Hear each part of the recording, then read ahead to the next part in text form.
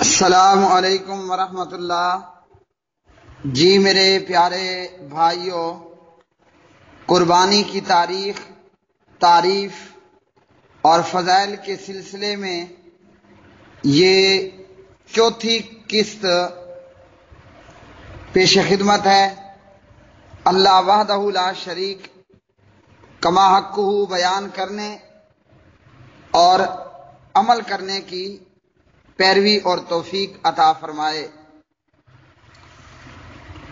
اللہ رب العالمین نے اپنے خلیل جناب ابراہیم علیہ السلام کو بے شمار طریقوں سے آزمایا اور ابراہیم کا امتحان لیا۔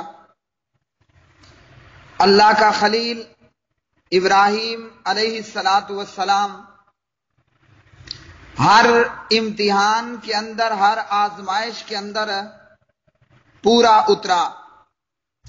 انہی آزمائشوں میں سے، انہی امتحانات میں سے ایک امتحان اللہ نے ابراہیم علیہ السلام سے بڑھاپے کی حالت میں بڑی عمر کو پہنچ جانے کے بعد اللہ سبحانہ و تعالی نے ان کا امتحان لیا۔ اسماعیل علیہ السلام کی قربانی کا کہہ کر جناب اسماعیل علیہ السلام اللہ رب العالمین نے ابراہیم کو 86 سال کی عمر میں عطا کیا، 86۔ اور اس اکلوتے بیٹے کی قربانی اللہ وحدہ لا شریک نے طلب کی، تو جناب ابراہیم اس امتحان کے اندر بھی کامیاب و کامران ہوئے۔ 86 سال کی عمر میں جناب ابراہیم کو اللہ نے اسماعیل عطا کیا، اور جب اسماعیل بڑی عمر کا ایک کڑیل جوان بن گیا، یعنی کہ اتنا نوجوان کہ وہ اپنے باپ کے ساتھ دوڑنے کی عمر کو پہنچا۔ عبداللہ بن عباس رضی اللہ عنہ اور امام مجاہد رحمہ اللہ فرماتے ہیں، اسماعیل جوان ہو گیا، سفر کرنے لگے اور اپنے والد ابراہیم علیہ السلام کے کاموں میں ہاتھ بھی بٹانے لگے، تفسیر ابن کثیر وغیرہ۔ جب اس عمر کو اسماعیل پہنچا تو جناب ابراہیم علیہ السلام کو اللہ رب العالمین نے یہ وحی کی خواب کی حالت میں کہ اسماعیل کو ذبح کیا جائے۔ اس متعلق اللہ رب العالمین قرآن مجید فرقان حمید سورۃ الصافات پارہ نمبر 23 اللہ رب العالمین ارشاد فرماتے ہیں، اعوذ باللہ من الشیطان الرجیم، فلما بلغ معه السعی قال یا بنی، جب اسماعیل اس عمر کو پہنچ گئے کہ وہ دوڑنے کی عمر کو جب پہنچا تو ابراہیم علیہ السلام نے اسماعیل سے کہا، انی ارا فی المنام انی اذبحک، اے اسماعیل میں نے حالت خواب میں دیکھا کہ میں تجھے ذبح کر رہا ہوں، فانظر ماذا تری، تو بتا تیری کیا رائے ہے۔ آگے سے اسماعیل نے جواب دیا، یا ابت افعل ما تؤمر، اے ابا جان جو آپ کو حکم ہوا ہے آپ اس حکم کے اوپر عمل کیجئے، ستجدنی، انشاءاللہ آپ مجھے من الصابرین، صبر کرنے والوں میں سے پائیں گے اللہ کے چاہنے سے۔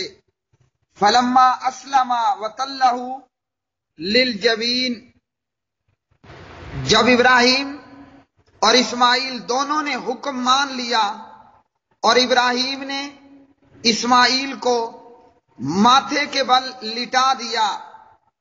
وَنَادَيْنَاهُ، ہم نے ابراہیم کو پکارا، اَيَّا ابراہیم، اے ابراہیم، قد صدقت الرؤیا، یقیناً تو نے اپنا خواب سچ کر دکھایا ہے۔ اِنَّا كَذَلِكَ نَجْزِي الْمُحْسِنِينَ، ہم بے شک نیکوکاروں کو ایسا ہی بدلہ دیتے ہیں۔ اِنَّ هَذَا لَهُوَ الْبَلَاءُ الْمُبِينُ، بے شک یہ ایک کھلی آزمائش تھی۔ وَفَدَيْنَاهُ بِذِبْحٍ عَظِيمٍ، اور ہم نے ایک بڑی قربانی کا فدیہ دیا۔ جمہور علماء فرماتے ہیں اسماعیل علیہ السلام کی جگہ ایک مینڈھا جو کہ سفید رنگ کا سینگوں والا اور بڑی آنکھوں والا تھا، اللہ نے اسماعیل کی جگہ بھیج دیا۔ جناب ابراہیم نے اسماعیل کو ماتھے کے بل لٹا دیا، اور ابراہیم علیہ السلام نے چھری چلانا چاہی لیکن چھری کاٹ نہ سکی، اور اس موقع پر اللہ نے آواز دے دی، یا ابراہیم، اے ابراہیم، قد صدقت الرؤیا، تم نے اپنا خواب سچ کر دکھایا۔ وَتَرَكْنَا عَلَيْهِ فِي الْآخِرِينَ سَلَامٌ عَلَىٰ إِبْرَاهِيمَ كَذَلِكَ نَجْزِي الْمُحْسِنِينَ إِنَّهُ مِنْ عِبَادِنَا الْمُؤْمِنِينَ،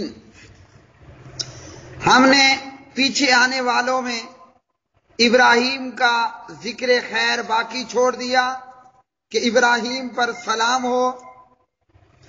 نیکوکاروں کو ہم ایسا ہی بدلہ دیا کرتے ہیں، اور ابراہیم ہمارے مومن بندوں میں سے ہے۔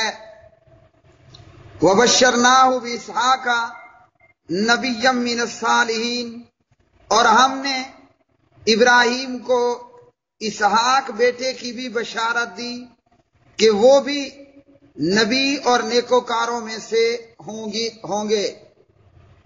میرے پیارے بھائیو، یہاں ذبیح اللہ کے متعلق یہ بھی آپ کو معلوم ہونا چاہیے، یہودیوں کا یہ کہنا ہے کہ ذبیح اللہ جناب اسحاق تھے، اور ان کا یہ کہنا محض حسد کی وجہ سے ہے۔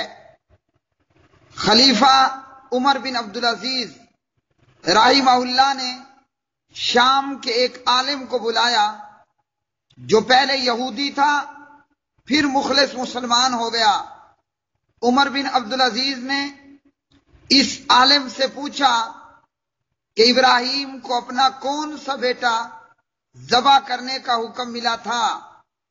اس سابقہ یہودی اور موجودہ مومن نے کہا، اللہ کی قسم، ذبیح اللہ اسماعیل ہے، اور یہودیوں کو بھی یہ حقیقت معلوم ہے، لیکن وہ محض عربوں سے حسد کرتے اور اس شرف کو اپنے لیے حاصل کرنے کے لیے اس حقیقت کا انکار کرتے، جبکہ سچ یہ ہے کہ ذبیح جناب اسماعیل علیہ السلام ہیں۔